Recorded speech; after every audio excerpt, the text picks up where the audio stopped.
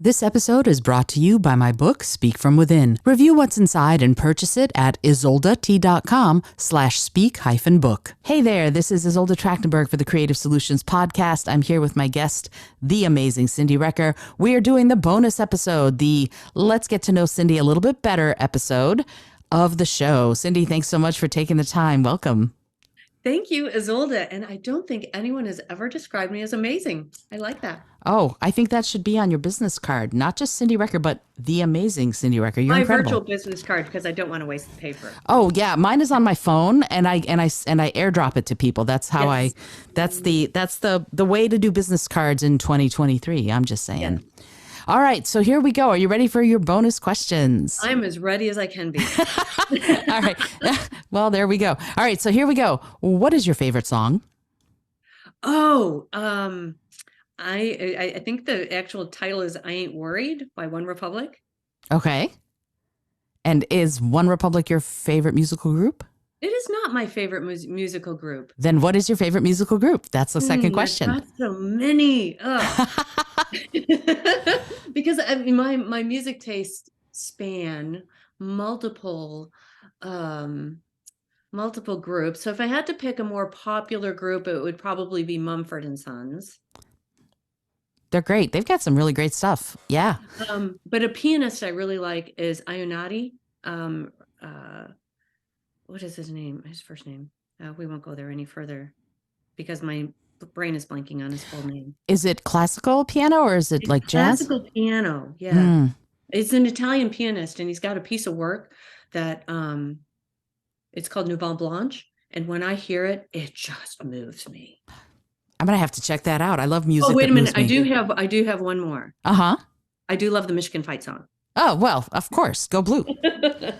I mean, we both. If you didn't for some reason listen to the amazing first episode, you need to know that Cyndi and I are both alums of the University of Michigan. We're both Wolverines. Go blue! Yay! This makes me want to visit Ann Arbor. I haven't been for a while. Actually, I was there in September. Oh.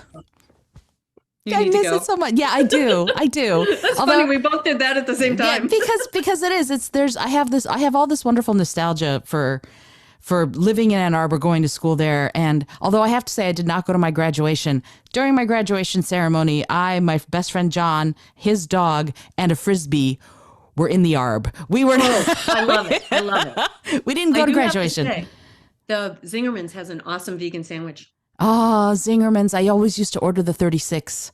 It was a pesto cheese tomato. I was already vegetarian, not vegan yet, but now I need to go to Zingerman's and come home with a lot of olive oil. That's the other thing.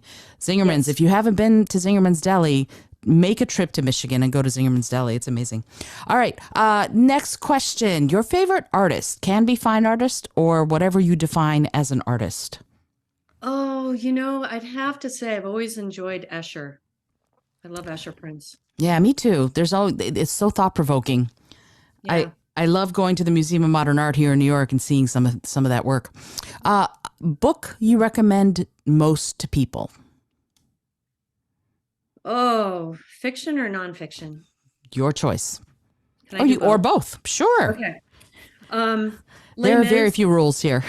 Yeah, Victor Hugo, Les Mis. First book that ever made me cry. So rich, right?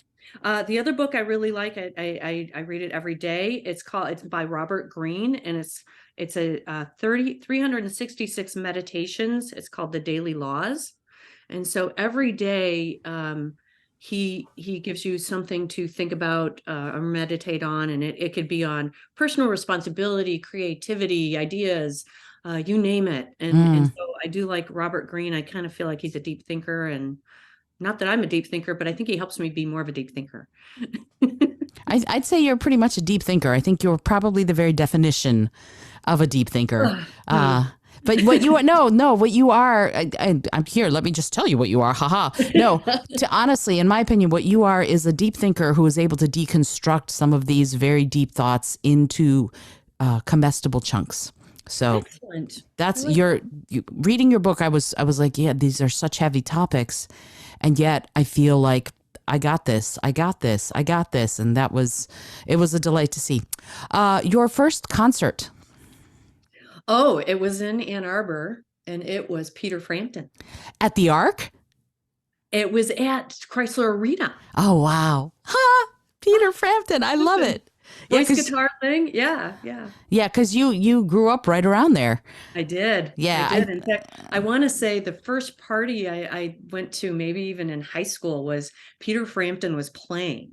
So like we didn't have a lot of pop music in my house. hmm And so I go to this party and I hear this music and I think it's really cool. And I thought it was cool that I got invited to this party in the first place, right? 'Cause it was like I a love cool it. kid. I was fairly new to this community. And so I said, Peter Frampton's coming to Ann Arbor. And my brother was 4 years older, also a University of Michigan grad. Yay. And I just like, I begged my brother, I was like, tell mom and dad it's okay. Can you please take me, and we went. So yeah. That's awesome. Just a few years later, I saw my sister also took me, but she sat in the parking lot. I don't know why. But I saw my first concert was David Bowie at the Joe Louis Arena. Really? Yeah, David Bowie. Wow. That must have been amazing. It was the Serious That was Moonlight like tour. big time concert, right? I was Yeah. just doing a little Chrysler Arena in Ann Arbor. Yeah, no, this was I was it was he blew my I mean David Bowie, he blew my mind. Oh man. Yeah, for sure. All right, your favorite city? Chicago. Ooh. Yeah. Now I want to go to Chicago. See, you're making me want to go to all these I places. grew up around there, so my grandmother had a sister. So again, I talk about being an immigrant, going back to the old country. So my grandmother had a sister, Irene, and she lived in Chicago for 15 years. Mm. So going to Chicago as a kid meant adventure, going on a train, because we lived out in the boonies and in the Illinois area. It meant going to a restaurant. And Ooh. it meant seeing my Auntie Irene, who had been a single all of her life and a total rebel. Ah, I love it. I love it. So Chicago, I don't know. I think you take all of your personal history and you say, that's why I love this place. Yeah, for my little sister, it's Chicago also. Really? Yeah. She lives down in Atlanta, but Chicago is her thing.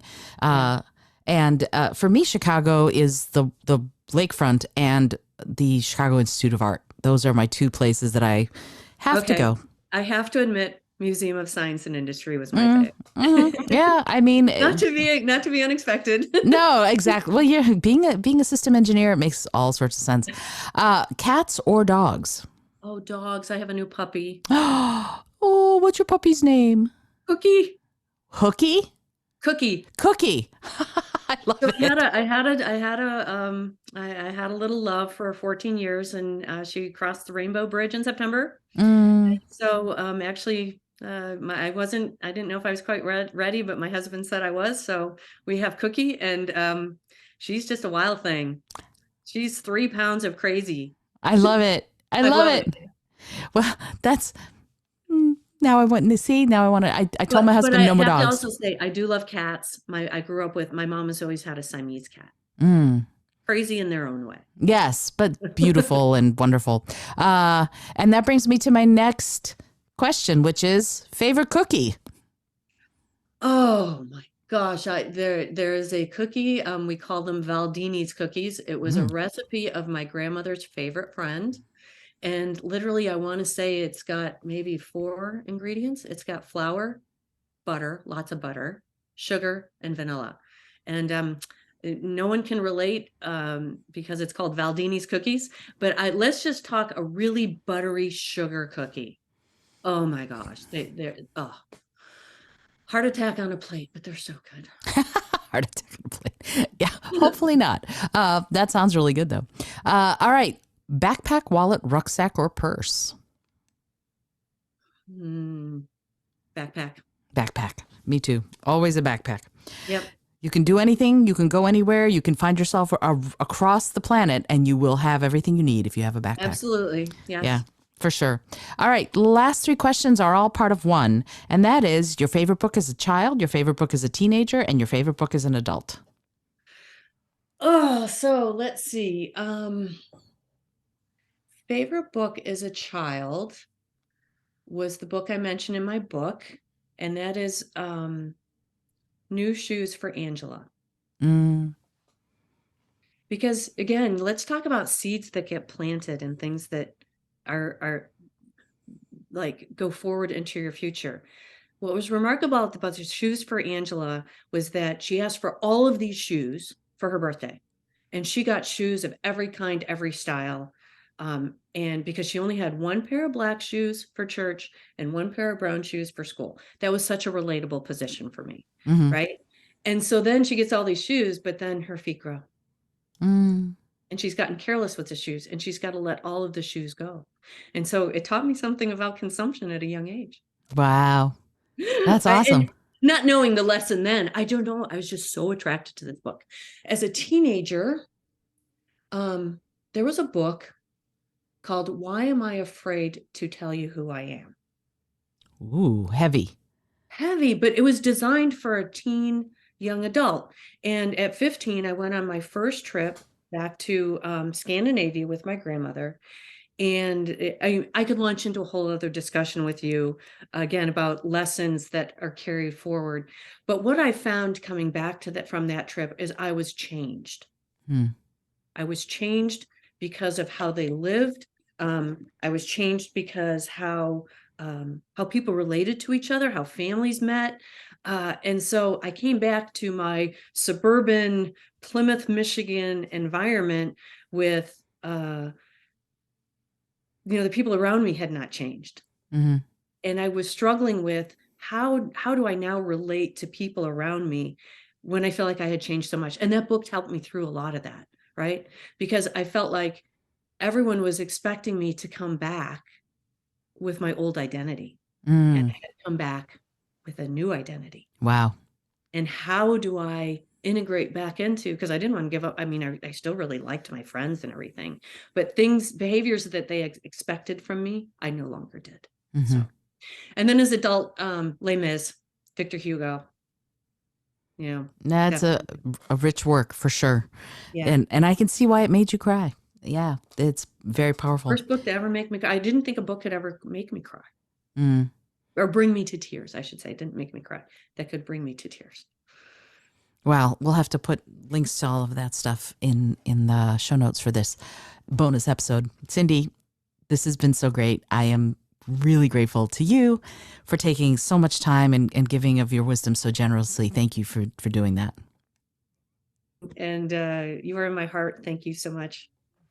I appreciate you. I respect you. And I am just so inspired by everything that you do and how you are out there just helping people. You've helped me. So that's great to hear. That's my testimony to you. We are a mutual admiration society. I love it. All right. So if you have listened to both episodes, great. If you've listened to this one but not the other one, go listen to the other one and then go get Cyndi Recker's book, The Cleaner Planet Playbook. You must get this book. Until next time, this is Izolda Trachtenberg saying, remember to be bold, be creative, and be kind.